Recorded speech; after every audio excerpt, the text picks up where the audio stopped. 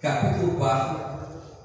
Hoje nós vamos ler a partir do versículo 10 e vamos ler até o versículo 15. 2 Coríntios 4, vamos ler do versículo 10 até o 15.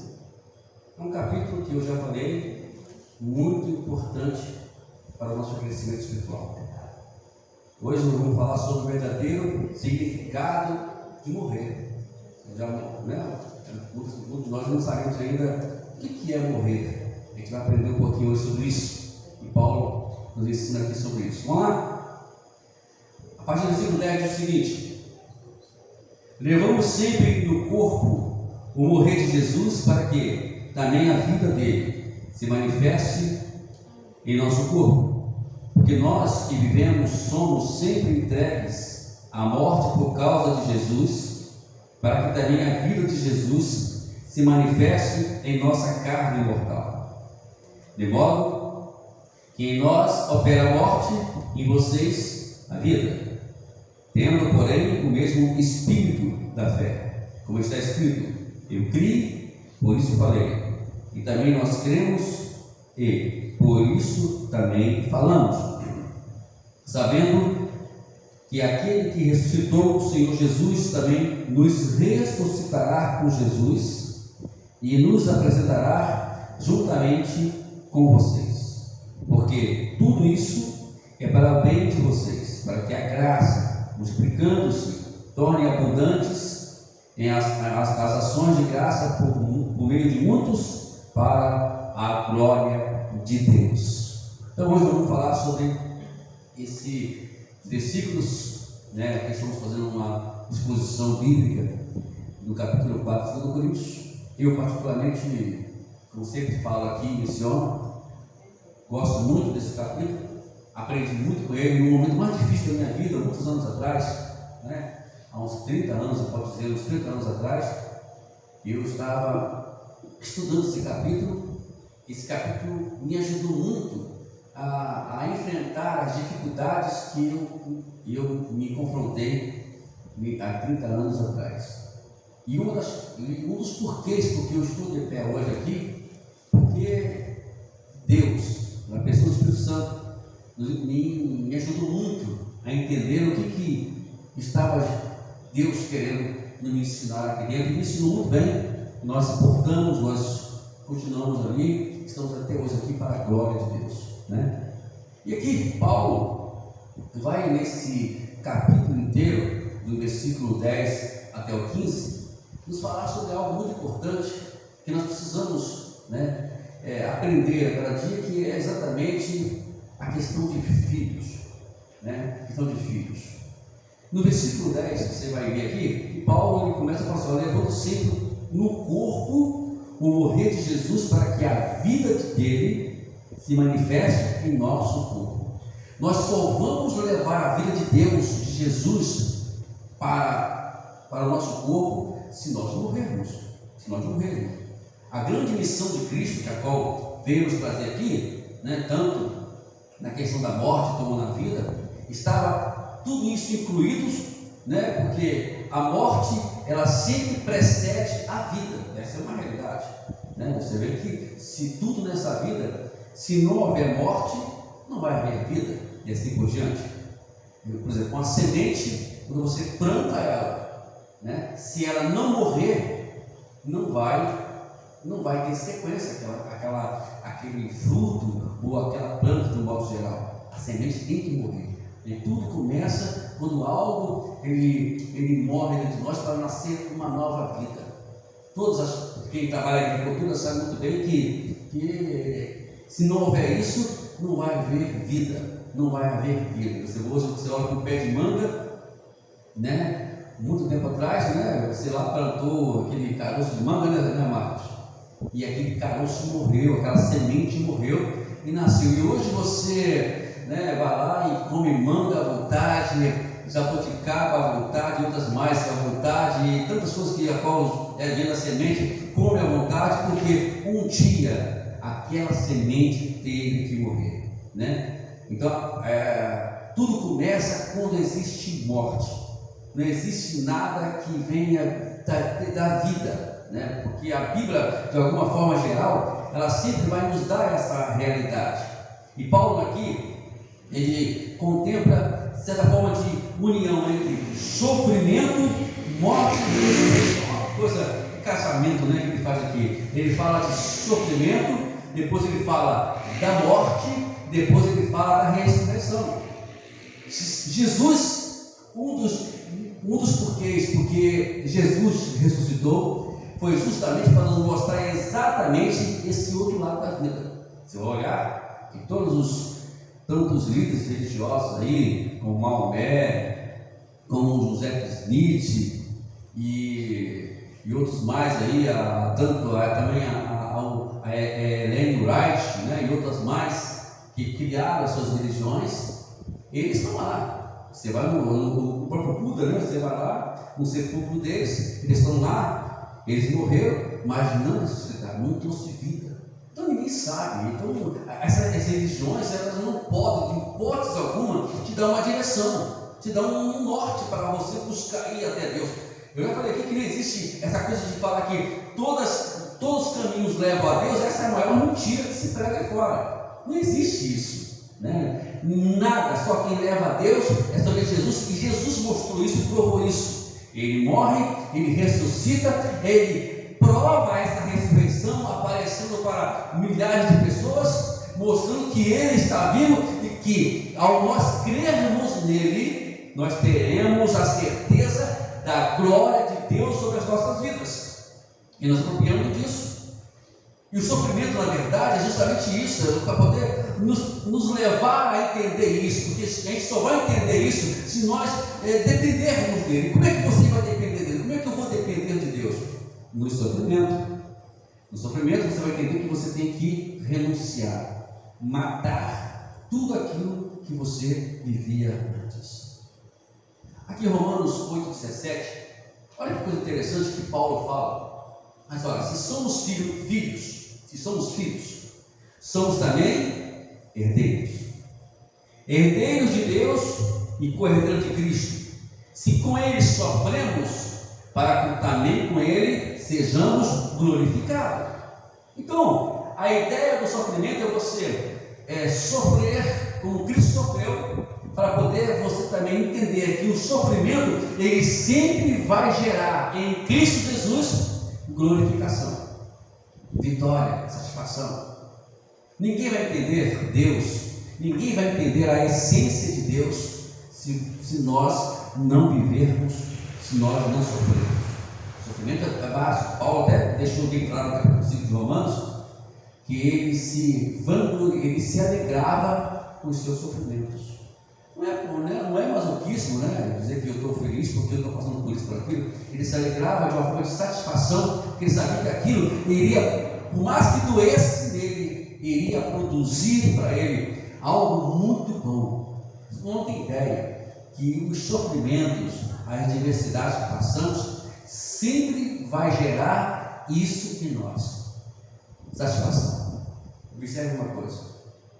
Quantos de vocês aqui já passaram por uma situação muito difícil e vocês conseguiram passar, vencer as dificuldades, e depois disso vocês não ficaram leves e satisfeitos, quando vocês obtiveram aquela vitória, obtiveram aquele sucesso?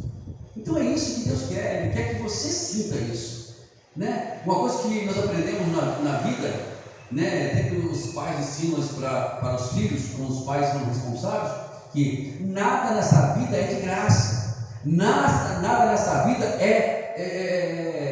vem de mão beijada, tem que sofrer tudo. Quando os filhos recebem tudo nas mãos, você observa que alguns deles, o que fazem? Ele destrói até mesmo aquilo que o pai construiu com muito suor. Mas quando o filho ele passa por dificuldade, ele vence, mas vindo da dificuldade, ele dá valor àquilo na vida dele. Continua a não dar valor hoje à nossa vida, o que já passamos, o que nós já sofremos. Então, as promessas, na verdade, aqui, vai sempre destinar a nós perseverarmos, entendermos que ela existe que essa promessa existe e que elas vão se cumprir na nossa vida, mas precisa que antes de tudo eu venha perseverar debaixo da graça de Deus. Quando Paulo fala aqui em morrer, e tem até uma passagem bíblica muito interessante, nós mencionamos aqui, mas eu posso citar João 12, 24. Olha o que Jesus disse: em verdade lhes digo, se o grão do trigo caindo na terra não morrer, fica ele só, mas se morrer, produz muito fruto. Eu só vou produzir fruto se eu matar a minha vida para mim mesmo, porque o nosso fruto sempre está ligado a Deus. Você vai observar que o fruto do Espírito, ele não é adquirido por qualquer um de nós. Nós não temos condições de produzir o fruto do Espírito. O nome já diz, né? Fruto do Espírito. Só que produz isso em nós é o Espírito. Como é que você vai amar? Como é que você vai ter fé? Como é que você vai ser bondoso? Você vai ser benigno? Você vai ser misericordioso? Como é que você vai ser uma pessoa fiel? Como é que você vai ter? Como é que você vai ser uma pessoa temperada? Como é que você vai ser uma pessoa que tenha domínio próprio? Por si só, eu tenho certeza absoluta que qualquer um de nós não vamos conseguir isso. Mas quando nós morrermos, o morrer significa o quê? Eu me entregar a minha vida completamente a Deus. Como Paulo falou lá em 2 Coríntios, ele falou assim: olha, se alguém está em Cristo, nova criatura é. As coisas velhas se passaram e hoje tudo se faz novo. A minha vida, a partir do momento que eu decido que eu preciso morrer, que eu preciso matar o Wagner exterior, que esse homem não pode mais falar, esse homem não pode mais pensar, que esse homem não pode mais tomar atitudes que somente tem que vir diretamente do Espírito Santo, as coisas vão fluir, vão melhorar. Irmãos, principalmente aquelas pessoas que são sanguíneas, né, que são temperais, né, que tudo se explode, as pessoas precisam muito mais do Espírito Santo, né, porque elas precisam ter controle. Justamente, geralmente, essas pessoas, elas não têm controle dos seus impulsos. Observe Pedro. Pedro era um homem tipo assim, que não tinha controle dos seus impulsos. Até que um dia, Pedro ele se converte, ele entrega a sua vida a Cristo, ele se converte ao Senhor e ele entende que agora ele precisava morrer, matar o Pedro, para que Cristo viesse viver em intermédio da igreja. O versículo 11, ele fala: porque nós que vivemos somos entregues à morte por causa de Jesus, para que também a vida de Jesus se manifeste em nossa vida, em nossa carne mortal. Deus só vai manifestar, Deus, o Espírito Santo, só vai manifestar nas nossas vidas quando nós nos entregarmos à morte por causa de Jesus. O que é entregar a morte por causa de Jesus? É simplesmente você parar de querer viver por si próprio. Por causa de Jesus, eu não vou matar mais. Por causa de Jesus, eu não vou mais me prostituir mais. Por causa de Jesus, eu não vou mais falar do meu irmão. Por causa de Jesus, eu vou evitar tomar esse tipo de atitude. Por causa de Jesus, eu vou fazer isso. Por causa de Jesus, eu vou renunciar a isso. Por causa de Jesus, eu não quero isso. Por causa de Jesus, eu não vou para isso. Por causa de Jesus, eu não vou. Eu não sou e não vou ser. Entendeu? Somos entregues todos os dias à morte por causa de Jesus. E nós precisamos agora aceitar isso. Porque quando nós aceitamos isso, como diz aqui Paulo, né, a vida de Jesus vai se manifestar em nós. Que coisa mais bonita. É isso que Deus quer fazer nas nossas vidas. Ele quer manifestar nas nossas vidas. Por quê? Porque no capítulo 11, no versículo 26 de Atos dos Apóstolos, pela primeira vez, nós vamos ali ler na Bíblia a palavra cristão. Né? Foi a primeira vez que se é mencionado isso na Bíblia. Lá no capítulo 11 de Atos, versículo 26. Mas se você for ler o contexto, por que chamaram aqueles discípulos de cristãos? porque eles tinham uma certa parentela ou uma certa aparência do que Jesus falava, fazia, do que ele falava, do que ele pensava, do que ele pregava. Quando você tem essa aparência, quando você tem essa semelhança, Deus está se manifestando em você para chamar a atenção das pessoas, porque hoje, em alguns casos, infelizmente, você vê que o cristianismo não é aceito em determinado lugar, porque no trabalho a pessoa faz isso, faz aquilo, não tem um bom testemunho, não tem uma boa aparência, e aí por conta disso as pessoas acham que a igreja é essa bagunça mesmo, que as pessoas veem as pessoas lá fora fazendo. Então tem que tomar cuidado disso tudo. Olha o que Paulo nos diz lá em Colossenses 1:24.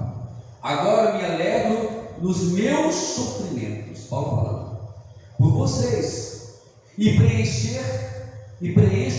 o que resta das aflições de Cristo na minha carne, a favor do seu corpo, que é a igreja. E me alegro, porque eu sofri. O sofrimento aqui dizer, eu renunciei tudo a minha vida por causa da igreja, para poder testemunhar da igreja. E aí, Pedro, que já estava convertido, escrevendo na sua primeira carta, capítulo 2, versículo 28, fala: porque para isso mesmo vocês foram chamados, pois Cristo sofreu no lugar de vocês, deixando o exemplo. Então, quer dizer o quê? Que ele agora, Pedro, ele começa a falar assim: olha, ele sofreu para deixar como é essas coisas todas. Eu sempre falo, irmãos, que não precisamos ler tudo sobre Jesus. A disciplina chamada Cristologia, ela precisa ser muito bem apurada para a gente. Ler tudo que.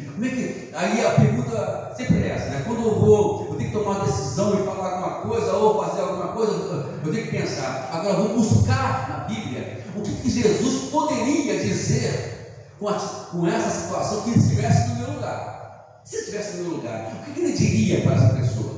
Se Jesus estivesse no meu lugar, o que ele faria nessa situação toda? Essa pergunta sempre tem que estar gerando em nós. Porque é isso que vai demonstrar que Cristo está trabalhando em nossas vidas. Aqui, vamos entrar numa comunhão de sofrimento com Jesus. Aí, vai fazer o que? A vida de Jesus, ela vem a se manifestar em nós. E quando alguém olhar para você, vai olhar, não vai ser fulano ou ciclano, ele vai olhar Jesus falando, Jesus agindo. E aí, no versículo 13, 12, Paulo ainda continua o raciocínio, de modo que em nós opera a morte e vocês a vida, isto é, para as pessoas lá fora viverem, eu preciso primeiramente morrer. Como é que você vai trazer vida? Lembra? Nós falamos que para que haja fruto, tem que acontecer o quê? A semente tem que morrer. Se a semente não morrer, não vai haver fruto lá fora. E os frutos que a Bíblia nos ensina a buscarmos é exatamente o que? As pessoas que estão lá fora. Mas Paulo fala que, olha, eu preciso morrer para que vocês aí fora tenham vida. Para que nós venhamos trazer pessoas para o conchego de Jesus, eu preciso morrer. Para que as pessoas vejam que não vive mais eu, como Paulo fala lá em Gálatas, capítulo 2, versículo 20, não vivo mais eu, mas Cristo vive em mim, porque eu estou crucificado com Cristo. E aí tem o versículo 13, tendo porém o mesmo Espírito de fé, como está escrito, eu criei, por isso falei, também nós cremos, por isso também falamos. Você crê no que você fala? Você crê no que você fala? Você acredita? Tem pessoas, irmãos, que pregam tão bonito, mas ele mesmo duvida do que ele pregou. Ele mesmo duvida do que ele falou. Então a gente precisamos ter essa convicção do que estamos falando, é bíblico. O que Jesus falou, mas bíblico fala para a nossa vida. Aqui Paulo cita aqui o Salmo 116, no versículo 10, dizendo, lá o Salmo fala sobre isso. O Salmo, ele na verdade, ele desenrola exatamente nessa dinâmica de nos levar a entender ou até mesmo em entender o quanto Deus ele é bondoso para nós, e de alguma forma nós só vamos poder justificar isso que Deus fez por nós, ou agradecer a Deus, fazendo exatamente isso, morrendo para que vidas lá fora, para que pessoas lá fora tenham vida. Se não for assim, né, porque quando a pessoa, por exemplo, eu lembro que eu falei que isso é uma morte, um morto, né, eu vou repetir, um morto na verdade. Imagina um morto chegando lá no caixão e reclamando, porque ele faz isso, né? Ó, essa flor está muito fedendo, né? Não dá para você trocar essa flor, não? Olha só, vocês estão chorando por quê? Olha, eu não estou gostando muito desse negócio, não. O café está amargo ou está doce? Porque geralmente em minha avó tem esse café, né? E sabe que o segredo é para não dormir, né? Porque vai ficar querendo a noite toda. Né? Depois eu fui descobrir, Marco, que era para isso que diz: bota café no negócio, né? Imagina só, não, morto não reclama. Já viu o morto reclamar? Mesmo porque também, se reclamasse, ninguém ficaria ali também, né? Todo mundo sairia correndo. Então é essa ideia de morte que Deus quer nos ensinar. Se eu reclamo da vida, se eu murmuro disso, ou murmuro daquilo, é sinal que eu ainda não morri, eu ainda vivo. E as pessoas lá fora não vão poder viver e vir a Cristo. Por quê? Porque eu ainda não morri. Então, para eu, por exemplo, dentro da família, aqui nós temos pessoas que têm suas famílias, nós temos que chegar para a família e mostrar que nós não morremos, não vivemos por nós mais mesmos, vivemos em função de vidas lá fora. Tem uma vez, amados, por causa disso, eu já falei que eu só vou lembrar os irmãos que o camarada, eu fui proteger uma irmã na igreja sobre determinada coisa errada que o marido estava fazendo pela menina, pela esposa, e aí ele ficou tão irado que ele só não me matou porque Deus não permitiu, porque Deus não chegou a minha hora ainda, né? Mas tudo que ele queria naquele dia, ele chegou a encostar a faca aqui na minha cara, no meu rosto, aqui na minha bochecha. Ele pegou a faca e fez assim, encostou. Aí minha esposa ficou nervosa porque sobre o assunto, né? Também, calma, eu ainda tenho que viver muito ainda nessa terra ainda, não se preocupe com isso. O pior de tudo, que me deixou muito triste, 15 dias depois, ou mais ou menos 15 a 20 dias depois, mataram esse senhor, infelizmente. Fiquei muito triste, porque naquele dia, Deus já tinha me dito que naquele dia Deus tinha selado, né, a vida dele, acabado, selou e não ia viver mais. E eu ainda saí de lá, Senhor, por favor, não faça isso. Eu tentei argumentar com Deus, e pensei que Deus tinha me ouvido, né? Mas Deus, naquele momento, ele falou: não tem nada a ver com você, tudo que você falar não vai mudar a minha ação. Foi mais ou menos assim que Deus foi. Infelizmente, essa pessoa passou, morreu, né? Infelizmente. Então, o que Paulo fala aqui é de algo que ele estava plantando. Para plantar, eu tenho que entender tudo isso. Aqui nós somos o Marco, gosta de plantar, o Silvio que gosta de plantar. Não sei vocês que se gostam de plantar nada, né? Não, vocês sabem, vocês só não está plantando, não planta nada, não. Só colhe, né? Só colhe. E Paulo aqui fala exatamente sobre isso. Ele está falando de algo que ele plantava, que é o Evangelho. Quando você planta o Evangelho, porque quando se fala em Evangelho, as pessoas não entendem na essência sobre isso. Hoje mesmo eu estava falando sobre o meu cunhado lá, sobre isso, que as igrejas hoje parecem que fantasiaram as igrejas hoje, no modo aqui que fazem os cultos, parece mais um circo do que propriamente um culto, né? Parece mais um palco de apresentações do que provavelmente a pregação do Evangelho e o compromisso de trazer a palavra de Deus de uma forma bem clara e objetiva para as pessoas. E esse Evangelho que estão pregando de fora. E na verdade, esse Evangelho, ele só tapeia as pessoas. É como alguém chegasse dentro de uma igreja, entrasse e visse tudo aquele palco montado, aquele circo pronto ali, monta aqui, faz ali, e no final das contas vão para suas casas. É amanhã, que é segunda-feira, e amanhã começa já um novo mês, né? 1º de abril. Não tem esse negócio de mentira, não, porque isso é do Tiago, tá?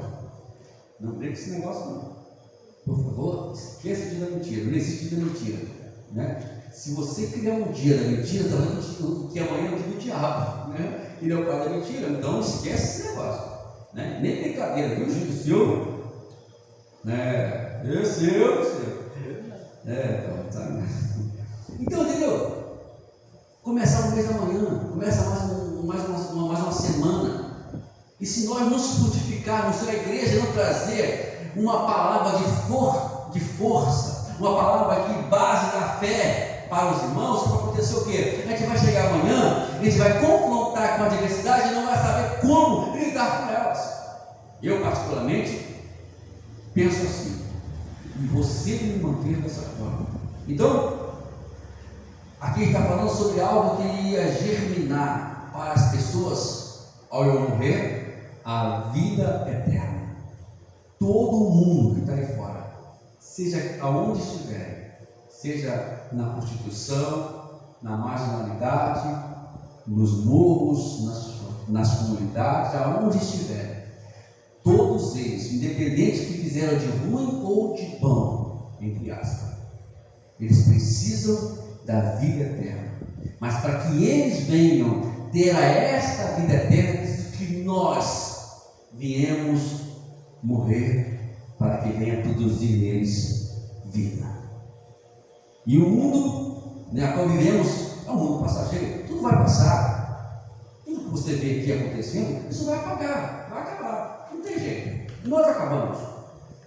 Esses dias eu estava lá e vi uma mente, não sei se irmãos, acho que alguns de vocês não têm Facebook, né? E aí eu falei assim, uma coisa, eu vou mandar uma mensagem no Facebook hoje que me deu vontade. Eu dentro do carro dirigindo, botei o vídeo, botei o celular lá, montei tudo, e Deus me deu a seguinte tema: qual é a certeza que você tem da vida? Você sabe qual é a certeza que você tem da vida? Alguém sabe? Qual é a maior certeza? Essa aí, você pega. Tem uma propaganda aí no coral, né? Que eu sei que coral é certo, né? Mas esquece a propaganda. Mas qual é a certeza que nós temos hoje? Morte. Não existe outra coisa. Morte. Tudo pode passar, mas a morte, ela um dia vai chegar para qualquer um de nós. E ela vai determinar, como diz lá no capítulo 9, no versículo 27 de Hebreus. Olha o que diz o autor dos Hebreus, né? Para um homem é preciso que morra uma só vez só, vindo depois da morte só o juízo. Não existe essa coisa de encarnação, não existe essa coisa que vai ter vida após a morte, que alguém vai voltar a falar aqui, alguém vai voltar para cá, vai encarnar aqui. Não, depois da morte só que resta para nós seres humanos é só o juízo, não tem mais nada. Não existe histórias aí, pode falar o que quiserem. Não existe outra história a não ser essa. Está lá. E Jesus provou isso. Quando aquele rico, quando ele viu Lázaro lá no seio de Abraão, tem que avisar os meus irmãos, são 5 irmãos que estão lá. Eles têm a lei e os profetas, isto é, eles têm a palavra e a pregação. Eles têm ali a palavra. Se eles quiserem vir para o céu, se eu quero ir para o céu, eu preciso ouvir a palavra. E é isso que temos que produzir para as pessoas lá fora. Parar de contar história de carochinha para as pessoas e dizer, e trazer para eles a realidade do evangelho que é. Mas antes de tudo, eu preciso mostrar para eles o que é na minha vida essa realidade do evangelho. Não tem essa coisa, né, de pregar, como eu falei que nós sempre pessoas pregam coisas que nem creem, falam coisas que não acreditam. Isso eu falo pela prática deles. Eles pregam o evangelho, vão aqui, fazem uma coisa bonita, tudo filosofia, tudo coisas para poder fazer as pessoas pensarem, mas ele mesmo não pensa. Os verdadeiros filósofos, ou melhor, os filósofos, eles são pessoas que só pensam. A palavra já diz lá, filosofia, né? Então, precisamos ter esse espírito da fé, que a qual Paulo nos fala aqui no versículo 14, né? Essa coisa de acreditar que Deus vai nos ressuscitar. Olha o que ele fala no versículo 14: sabendo que aquele que ressuscitou o Senhor Jesus também nos ressuscitará com Jesus e nos apresentará juntamente com vocês. Olha, Ele vai nos ressuscitar. Para haver ressurreição, para que eu possa ressuscitar, eu preciso morrer primeiramente. Quantas pessoas hoje que ainda não morrem ou vivem a sua vida lá fora, e não conseguem viver uma vida nova, uma vida da qual Deus quer dar para a gente poder mostrar que existe solução para esse mundo ainda. Infelizmente, hoje, o nosso mundo, o nosso Rio de Janeiro, vamos dizer assim, onde nós moramos, vive numa situação muito crítica. Isso aí é uma realidade. Você vai para um determinado lugar, vai para outro, o mundo está no caos, no pecado. Criminalidade aqui, criminalidade ali, e só Deus, os seus anjos, enviando os seus anjos para poder nos guardar. Se não fosse assim, nós nem mesmo estaremos aqui. Mas essa é a certeza, né? Você vai no Rio de Janeiro, você vai pedindo que o Senhor já manda o seu legião de anjos, né? Senhor, eu vou para o Rio de Janeiro agora, envia a tua legião de anjos aí para poder acompanhar, porque você vai feio.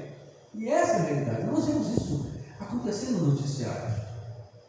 E vimos que a certeza, né, que nós precisamos ter em Cristo, como nós podemos ver aqui, é que nós vivemos uma nova vida com Jesus.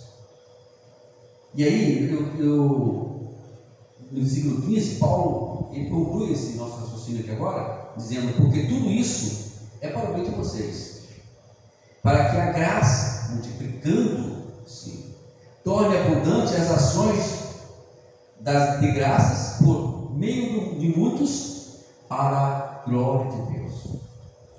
Graça, e sem ela nós não vamos sobreviver a esse mundo tão difícil. E aí, finalizando, eu queria ler Colossenses capítulo 3. Olha o que diz aqui, essa passagem bíblica. Nós vamos finalizar agora com essa passagem. Olha o que Paulo começa falando. Eu vou ler do versículo 1 até o versículo 4. Portanto, se vocês foram ressuscitados, né, eu falo sobre isso, juntamente com Cristo, busque as coisas lá do alto, onde Cristo vive, assentado à direita de Deus. Pense nas coisas lá do alto e não nas que são da terra. Duas coisas aqui, nós precisamos analisar, três coisas para analisar aqui. Paulo fala: vocês estão ressuscitados com Cristo? De repente, os colossenses levantaram a mão e disseram: não, todos nós ressuscitamos. Então, vamos fazer o seguinte: em primeiro lugar, busque as coisas lá do alto. E busque as coisas lá do alto, porque lá é onde Cristo vive, onde você vai viver a vida de Cristo, e está sentado à direita de Deus. E outra coisa, além de buscar, vocês vão agora pensar nas coisas que estão do alto e não nas que estão da terra. Esquece a terra, vive somente pensando nas coisas do alto. O que é as coisas do alto? As coisas de Deus. Aí talvez alguém perguntou, aí levantou o dedo lá, Paulo dando algo, né? Ele levantou o dedo: Paulo, me explique por que eu tenho que fazer isso. Aí Paulo fala no versículo 3: porque vocês morreram, e a vida de vocês está oculta juntamente com Cristo em Deus. Vocês morreram. Para que vocês querem viver? Para que vocês querem agora se manifestar no mundo? Crente fazendo manifestação política. Gente, pelo amor de Deus, esqueça a política. Vamos orar pelo cara, o cara que está lá. Olhe por ele, para Deus converter o coração dele. Olha para que ele possa conscientizar de um bom governo. Não tem mais jeito, ele está lá, gente. Não adianta agora reclamar. Não, a gente fica chateado porque. Deixa eu falar. Aí, mas, entendeu? Mas é isso, sabe, irmãos? Não precisa reclamar. Agora não é hora de reclamar mais. E a Bíblia diz que quem coloca lá, só quem entra lá no governo lá, é porque é ele que colocou. Então, quando você for falar, brigar, porque alguém está no governo, você entenda uma coisa: está brigando com Deus. Independente disso. Quer ver uma coisa que Deus sempre fala, quando me mostrou um tempo atrás? Lá no capítulo 19 de 1 Reis, depois que Elias, ele faz aquela reclama de tudo, fala que estava sozinho, né? E sozinho, que somente ele, né? Agora não se prostrou diante de Baal. Aí Deus disse: não, Elias, eu reservei mais 7.000 pessoas que não se prostraram diante de Baal. Você não está sozinho nessa, não, tem mais 7.000 lá. Agora faz o seguinte: você vai fazer 3 tipos de unção. A primeira unção, tudo para penalizar Israel. Foi Deus que mandou fazer isso.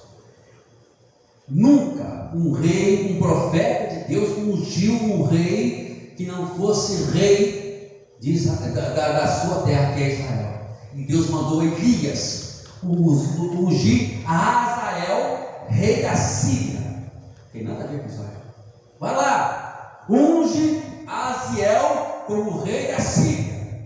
Depois você vai ungir, eu esqueci agora, como rei de Israel, perdoe, ninguém lembra agora. E você vai ungir Jeú como rei de Israel. E você vai ungir Eliseu no seu lugar. Aí eu fui buscar, aí eu fiquei intrigado aqui, sinceramente. Não, porque me chamou a atenção, porque ele vai ungir um rei que não é Israel, que é inimigo de Deus, inimigo do povo de Deus. O que ele fez? O que eu fui lá? Fui lá no capítulo 8, a partir do capítulo 8 de 2 Reis, eu encontrei que esse rei, Azael, ele fez uma lambança, ou melhor, ele fez um arraso, matou muita gente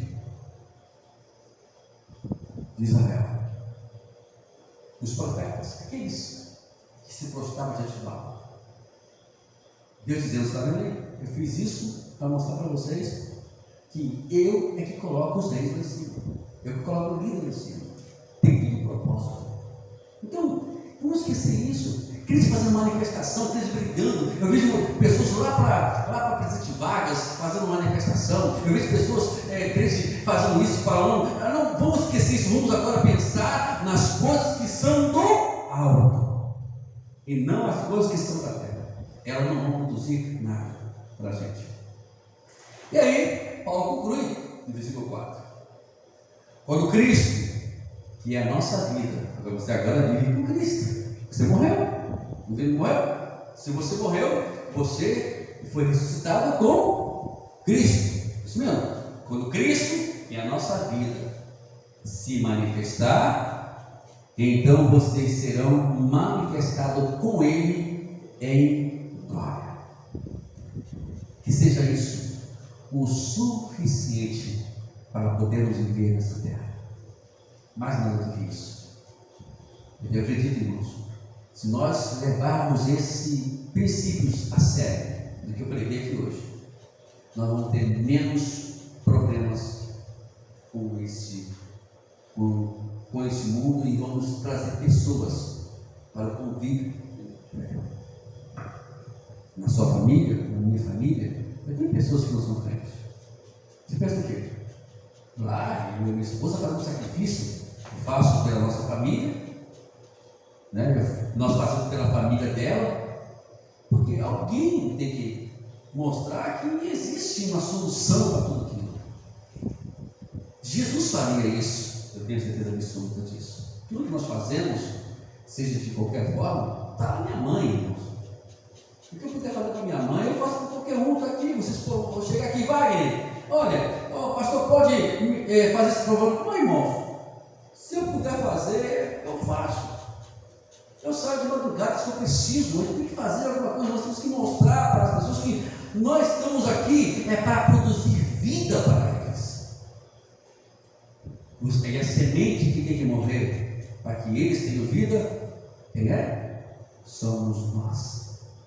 E Paulo está pregando justamente isso, falando aqui sobre o verdadeiro significado da morte.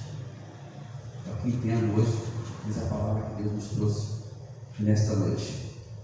Amém?